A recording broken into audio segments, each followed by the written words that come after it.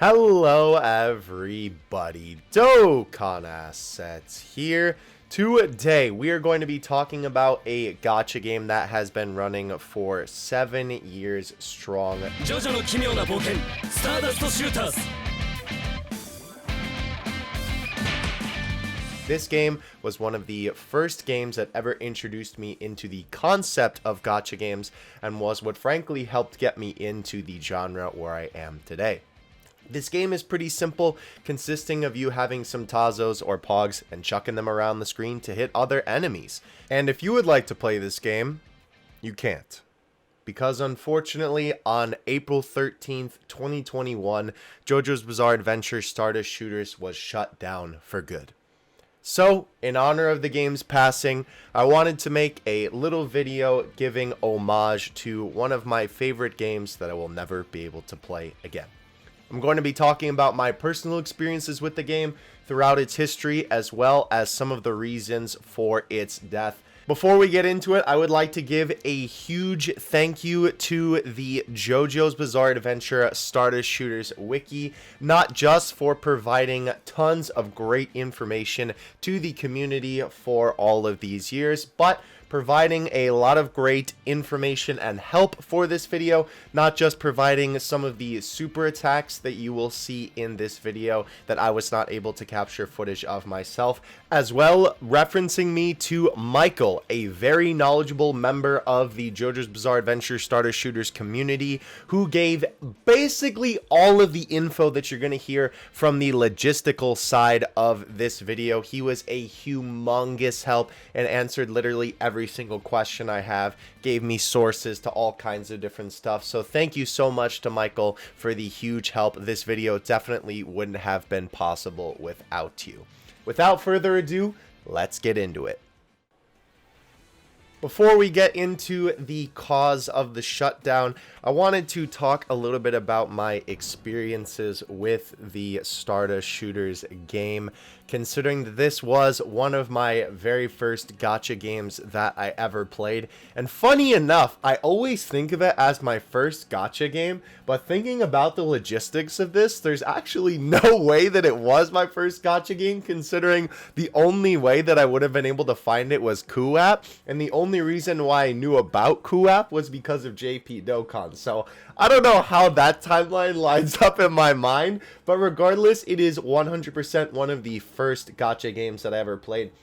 Before I even really knew what the concept of a gacha game was, I was playing this game. I originally found Stardust Shooters on Kuap because I was looking for some kind of JoJo mobile game to play. I was trying to find something, considering I knew that Dragon Ball had Dokkan at the time, you know, and JoJo seemingly had nothing on the English App Store and Google Play Store, so I decided to head over Kuap because obviously, you know, they would maybe have something, considering they have, you know, apps from the other side of the world.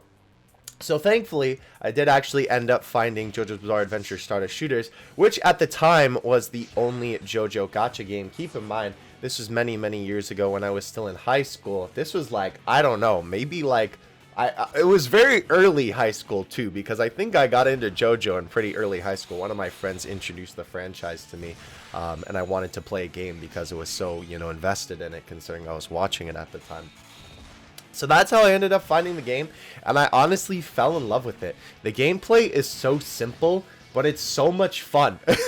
Like, it's hard to describe. It's one of those addicting kind of gameplays that you just don't want to put down, even though it's kind of the same thing over and over again. It is very much like gacha game gameplay in that way, where the gameplay doesn't really change that much, you know, from different things being added in and whatnot, which, funny enough, sort of eventually helped as a contributor leading to the game's downfall. But I digress. The game was a ton of fun. Obviously, seeing the different animations from JoJo was super cool. Of course, seeing the different character art in the game was great.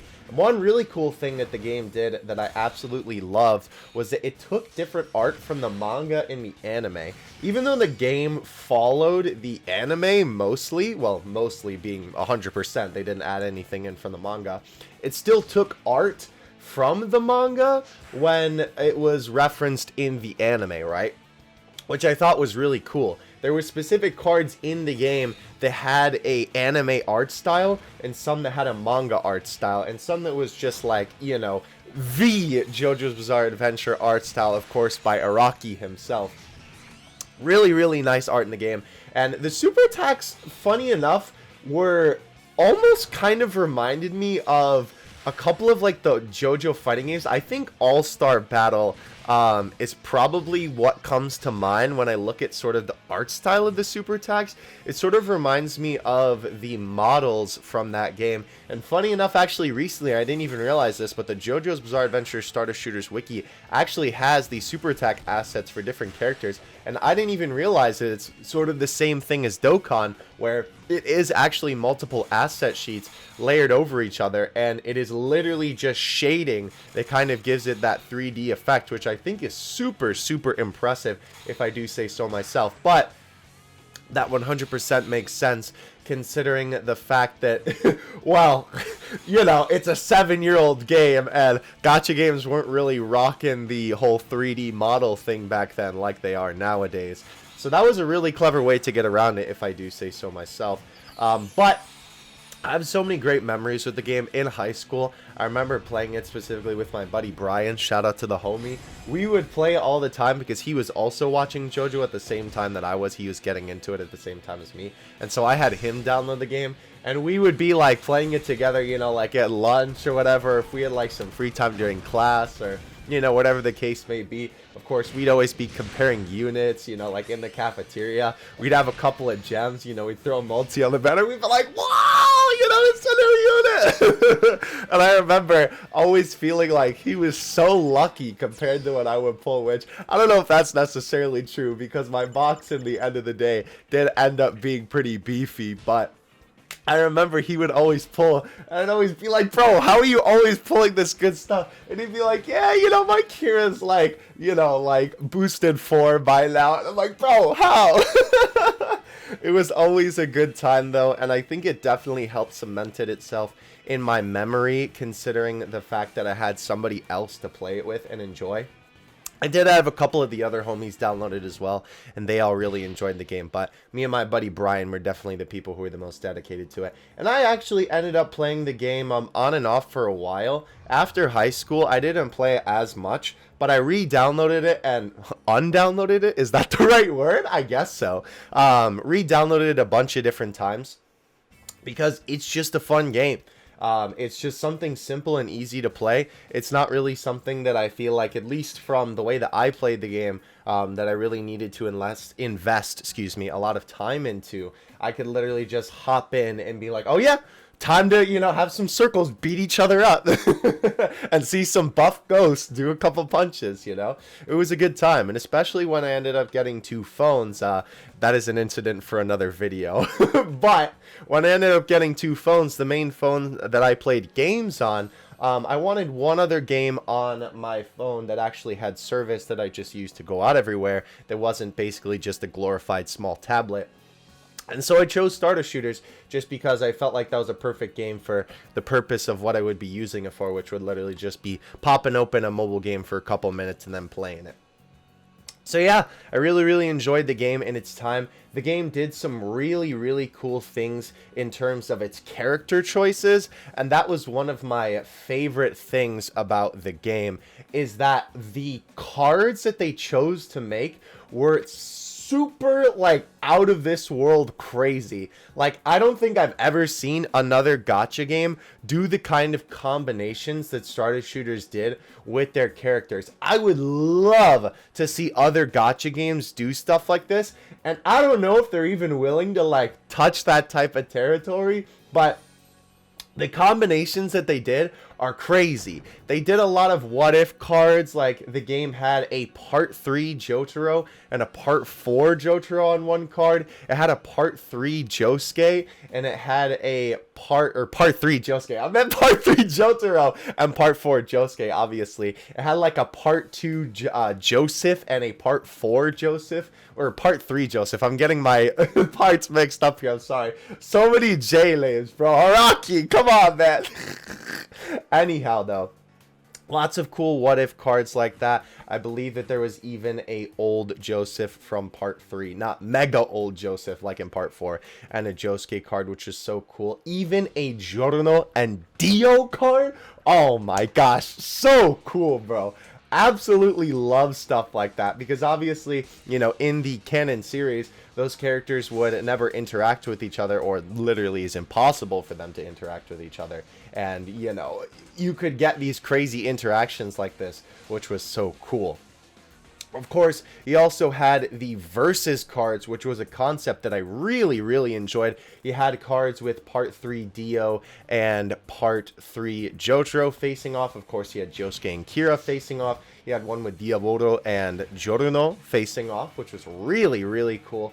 That is something that I don't think I've ever seen in a gacha game before, where you have like the main hero and the main antagonist fighting each other, but like their fight is the card. It's so hard to like describe, and I will say that format, I don't know how well it would work for other gacha games. Like for Dokkan, maybe it would work because you could have the enemy unit get caught in the crossfire of the battle or something like that. The card art for that, I'm sure, would look sick, but like a game like Legends, right, where it's just a 3D beat 'em up, where you're having two characters fight each other, there's no way that a card like that would work. Obviously, assists work, because then you can just have them pop in on the green card and whatnot, but even other gacha games, I don't really necessarily feel like that would work. Maybe Pitter Patter Pop, funny enough, another JoJo gacha game, would actually work decently for that, since it's just a puzzle game with super attacks that change what the blocks do. That could actually be a decent one where the format would work, but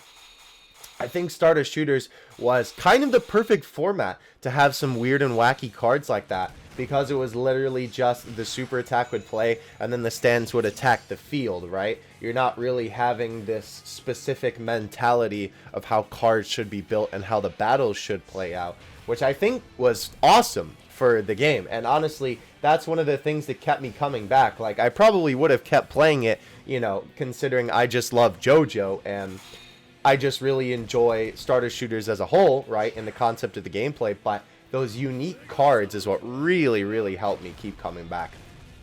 Very cool stuff there. I think, though, that is pretty much all of the thoughts that I have for my experience. I know this was also a little bit of, like, just stuff that I enjoyed about the game, but I guess that does fall under my experience as well. So, now, we're going to talk about the cause of death. With this video, I really wanted to talk about what I will refer to from here on out as the logistical side of the game. This is going to include anything from sales to the community's sort of thoughts on the game throughout the game's history, to the developer relationship with the community, so on and so forth, things like that. And because this game didn't have a big English-speaking community, not to mention that it didn't get a global version, so of course that didn't really help with, you know, there being quite a big English community, it was quite difficult to find information for this video because, of course, well, I don't know Japanese. So, thankfully enough, DMing the JoJo's Stardust Shooters wiki account, they referenced me to my man Michael here, who was able to answer all of my questions that I had in so much more detail than I ever could have asked for, which I really appreciate, because not just for the sake of this video I wanted this information, but just for me too. Since I've played this game for such a long time, right? I mean, I played it for, I don't know, at least bare minimum 4 years, maybe longer, right? I wanted to know some of the information about this game because, of course, well, I had no idea. So, today, we are going to go through a bunch of the information that the man Michael has presented to us here. I will also be reading his responses to my various questions in his words, because I don't want to misconstrue something in a different way, since this information is obviously, well, you know, really all that we have about the game, or at least all that I'm able to get my hands on. But Michael was kind enough to answer a bunch of my questions here. I asked him about a brief history of the game, any info on the developers, the game's earnings, its relationship with the player base, and especially the big question, why the game shut down. To get us started, Michael talked a little bit about the relationship between the player base and the developers of Stardust shooters. Unfortunately, Dracom, the developers, basically had no interaction with the fan base, which was one of the community's biggest gripes in his experience. While other games, like Jumpooty, have live streams where the developers present stuff to the audience, we basically never had anything like that for Stardust shooters, and instead basically just had to go off the in-game news or tweets about information whenever they would tweet out, although their tweets would mostly just be the same in-game news stuff. Even with the game shutting down, the game's Twitter account basically just reposted the exact same message that the in-game news showed, which just said, game shutting down on this date, with some extra flavor text. Nothing actually personal to the player base. This is very unfortunate to see, because obviously when a gacha game is shutting down, you of course kind of want to hear what the developers have to think about this. Of course, you would think for people who have been working on a game, especially for 7 years, you would think that they would have a little bit more to say than just game shutting down, you know? Very unfortunate to see, and I think that's also why it's so important for game devs to do this kind of stuff nowadays, because of course, you know, it kind of makes the people who play your game feel a little bit more, not just loved, but obviously like their presence known and cared about by the people who make the game. And especially I think in terms of a gacha game, of course, that tends to make people a little bit more inclined to support the game overall. On the topic of the game's earnings, Michael had this to say. The earnings are on a Japanese website, but I admittedly can't for the life of me remember that website. So he apologizes for that one. Thankfully, though, he did actually remember that particular website, which I will show in a minute here. I do believe, though, that when GER was released, he was the most profitable release for the game, at least from what I remember the JP community talking about at the time. We also have an article talking about the sales of GER that we also take a look at in a second. The sales in general, though, I don't believe were ever amazing. Definitely not on the level of any games like Dokkan, Jumpooty, Legends, etc. The only time I ever remember seeing the game ranked in the top 100 charts on the JP iOS store was again when GER was released. I think if you ask in the JoJo's Stardust Shooters Discord server, someone in there should be able to provide you with a website to show up the sales per month for the most years the game was active. I personally just can't remember the website for the life of me, which he actually did remember later, thankfully, and provided this website here. Now, with this website here, we can take a look at the game's various sales from the years 2018 onward. Unfortunately, we don't have anything past that point, but it is what it is. Again, this game is very old, and in terms of recording this type of stuff, this wasn't really that well documented until a couple of years ago. We can kind of compare some of these different sales earnings throughout these different years to various different gacha games. Of course, the numbers that this game is making is 100% nothing to scoff at. But you can definitely tell that as the game went on a little bit, it seemed to go up and then really tank later on until it eventually shut down. As well, we can compare it to some other gacha games here. Granted, it is a little bit unfair in some of these comparisons. Of course, I have to put Dokkan on the screen because this is a Dokkan-based channel. And Dokkan and Fate Go as well are two kind of big anomalies in the gacha game space because, of course, they are the biggest gacha games out there. And with that fact, right, of course, they make the most amount of money and kind of a ludicrous amount compared to some other gacha games. It is unfortunate to see that the sales went down, but the sales going down do also sort of have to deal with some other things that we're going to talk about in a little bit, which was also partially for the cause of death because, I mean, of course, the game had a big part of why the sales didn't do as well. Michael was also able to provide a small Japanese article here talking about the release of Golden Experience Requiem in the game. Unfortunately, there is no perfect translation for this because, well, I only have Google Translate via Google Chrome. But with what we can see here, I think you can understand how big of a deal this was for the game, considering that the title of this was that the game jumped from 310 on the Japanese App Store to 17th place in the App Store sales ranking. That is an insane jump. That is just like crazy to me. That should tell you right there how absolutely insane the release of GER was, and that definitely can tell you right there why the sales in 2019 were so big. Possibly GER literally carrying the whole team on his back. We do as well have a couple of different images here of some charts where you can see that the sales during the time of GER absolutely skyrocketed, which is no surprise considering that obviously Golden Experience Requiem is one of the hypest characters in any sort of JoJo gacha game and JoJo games in general, I would say. Finally, Michael gives us plenty of different reasons that he believes that the game shut down. It does seem like overall that these are all contributing factors to the game's downfall, because of course when it comes to gacha games shutting down, it's never really one thing in specific. It is a lot of different contributing factors. Michael says, I think the reason behind it shutting down has to come down to just the license expiring and probably just a creative downturn. For example, the game had basically been the exact same game for a very long time now, with only minimal amounts of changes and new game modes, which in reality weren't fun and were quite tedious for players. They also basically just started turning every single event into a gigantic farm, which turned a lot of players off. For example, the custom events, they had you play a stage where you had to go for an RNG drop of a ticket, which would then in turn be random if you got the unit from the ticket, which again would then be random after that for you to even get an ability up from the drop if you were lucky enough to get the drop, and all the while the rates for the tickets were horrible, which in a lot of players in his experience were just annoyed about. Another big thing, unfortunately, is the power creep.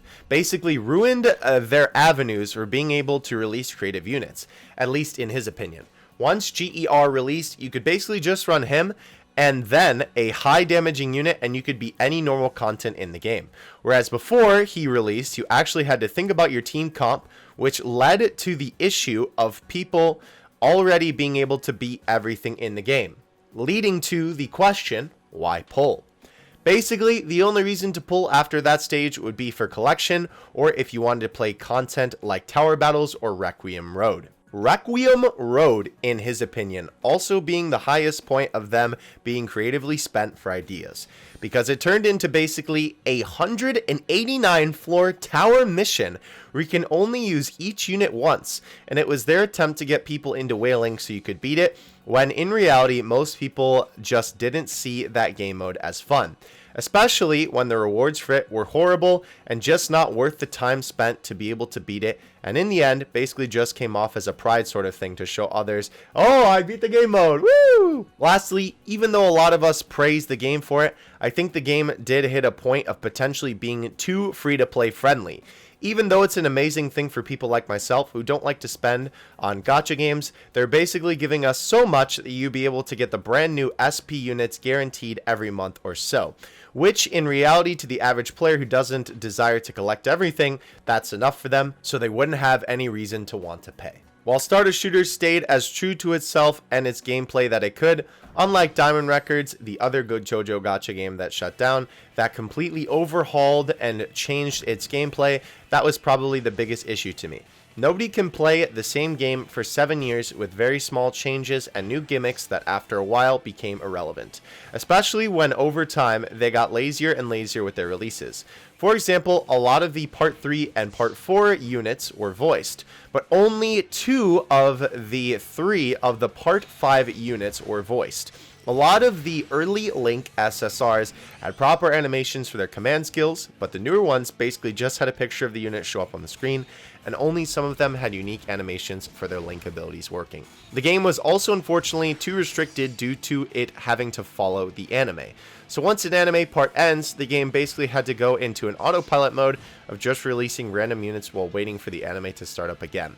If the game wasn't restricted to following the anime for releases, it may have been able to keep going for a little longer, if it wasn't a license related issue, due to the people desiring Part 6 and Part 7 related units in the game. As well, the final potential piece to this puzzle is the fact that there's a new JoJo Gacha game that's coming out, which could have meant that it was an out with the old and in with the new type of situation, but that is only Michael's speculation. On that topic, by the way, if you would like to learn a little bit more about that upcoming JoJo Gacha game, you can definitely check out the video that my homie Mr. Baby did, talking about everything that we know about the game, and a little bit of interesting speculation on it related to Stardust shooters.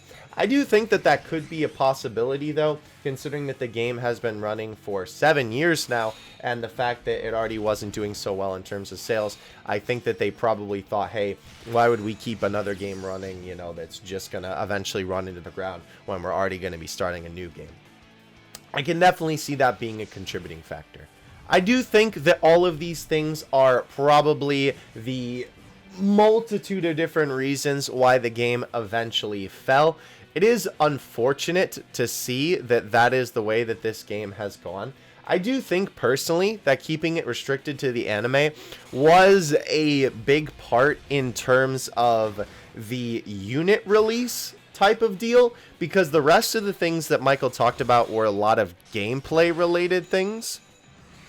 Whereas with the units being released, right, that is really the only thing that I can sort of speculate on this part. Because of it specifically following the anime and not releasing the manga into the game, that is a lot of time that they basically have to fill in, because of course the game actually did follow the anime episode by episode, even having events dedicated to when every episode would release. You could replay the episode in Stardust Shooters and get a couple of extra gems. Of course, when big events would happen in the anime, they would also release units accordingly. But since there's so many years between each new part of JoJo, of course, during that whole time, they have to figure out what to do in terms of unit releases and content. And I think that that really hurts the game. It's kind of interesting to see that too, because in comparison to Dokkan, right? Dokkan hasn't really had any new anime content to take from, technically, since Dragon Ball Super Broly, though that's really just a movie, so I don't know how much I can really count that. But in terms of a long-running anime, right? It's still been kicking since then.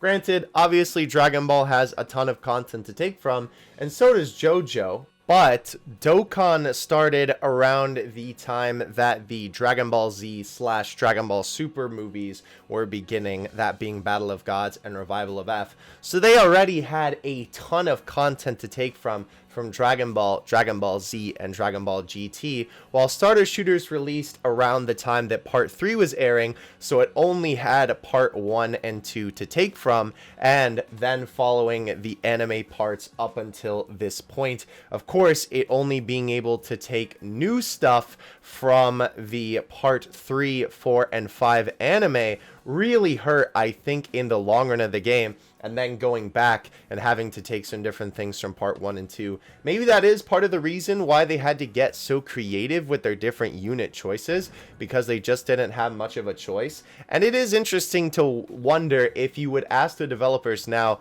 would they have said to follow the anime like they ended up doing up until this point. And so, that brings us to the end of our JoJo's Bizarre Adventure Stardust Shooters journey.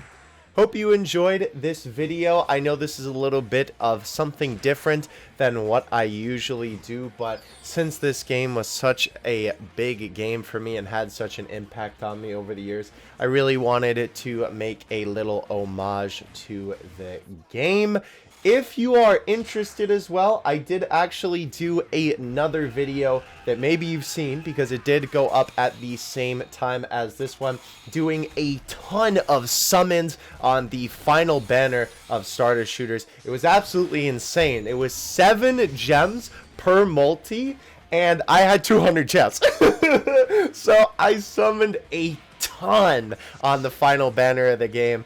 That video ended up being like an hour long or something like that. Absolutely insane. So if you want to go see some summons, see the different summon animations, see a bunch of the different card art in the game as well, at the end of that video I also do a complete box showcase showing every single unit that I've pulled in my history of pulling the game. All of that will be in that other video. It'll literally be at the end of this video in like a couple seconds at the end card. But I want to thank you guys so much for watching. Of course, if you enjoyed this type of content and you would like to see more, please drop a like, drop a sub. I usually don't ask for those type of things, but I did really want to make this video, and it means a lot to me. So it would mean a lot to me as well if you showed it some love. Thank you guys so much for watching. I will catch you in the next one. R.I.P. JoJo's Bizarre Adventure, Stardust Shooters.